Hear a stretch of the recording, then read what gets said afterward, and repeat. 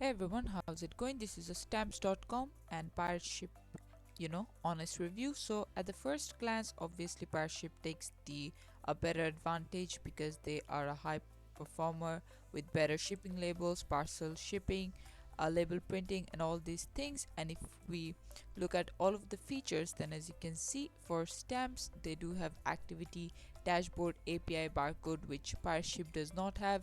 And then Pirate has customer database that they do not. You get delivery tracking in Pirate that you don't get in stamps.com. Stamps.com have e-commerce management, and then none of them have the freight shipping.